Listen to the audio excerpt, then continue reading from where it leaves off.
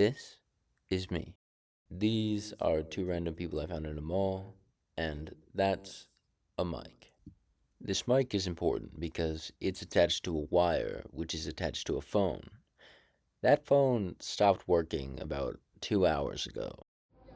I don't know that. This is pretty much how it went. So, what's your favorite STI? He said chlamydia, and I was like, wait, really? Me too. Wow, we have so much in common. Chlamydia is transferred through all forms of sexual intercourse that involve the penis, vagina, or anus. It is the most common STI in Alberta, Canada, and the whole world, basically. That's why it's my favorite STI. His reason was, I thought this was false, and according to ChatGPT, it is. But according to the Cleveland Clinic, it isn't, and STIs such as chlamydia can cause a yellow-greenish appearance in semen. Don't trust robots. Next, I was gonna ask them about the symptoms of chlamydia, but since he just told me, do you know what a contraceptive is? No. They either didn't or were lying to me the entire time. A contraceptive is something that's used to prevent pregnancy, such as an IUD, a condom, or a pill. Hey look, that's what I'm telling this other guy. His favorite STI is none, and his favorite contraceptive is pulling out. I just asked him if his wife uses any sort of contraceptive pill, and if so, what brand. She used to, but he doesn't remember the brand. That's fine, because I do. I mean, that's a lie. I don't.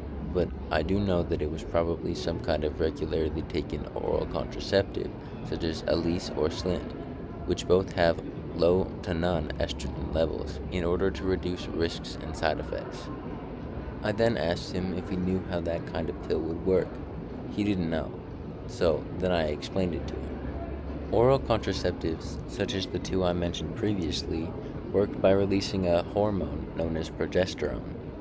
This hormone prevents ovulation, the stage in the menstrual cycle in which the ova is released from the ovary. Some pills also make changes to the cervical mucus so that it's less hospitable to sperm.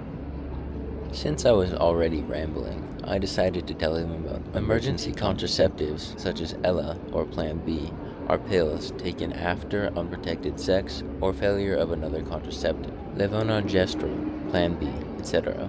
attempts to prevent the egg from fully developing, as well as prevent the egg from attaching to the wall of the uterus. Allopurinol acetate, most commonly known as Ella, attempts to avoid pregnancy by avoiding or delaying ovulation. Also, depending on the point in the menstrual cycle, Ella can prevent implantation. It's important to remember that these are emergency contraceptives. There's a reason why it's called Plan B. Once ovulation has occurred, you can prevent it.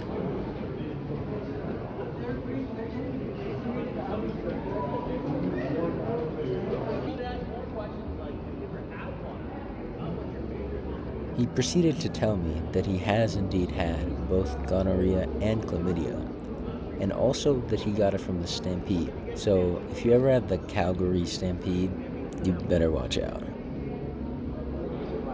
Thank you. You know what he probably knew? That the symptoms of chlamydia include mucus-like or clear watery discharge, a burning sensation when peeing, and increased peeing. What he probably didn't know was that in females it also includes more painful periods, itching or burning, painful intercourse, and extra bleeding. Also, if you're wondering, my favorite contraceptive is a condom because, unlike the other ones I mentioned, it also helps protect against STIs, not just pregnancy. Well, see you next time, and always remember that, say it with me, the sexiest part about sex is communication.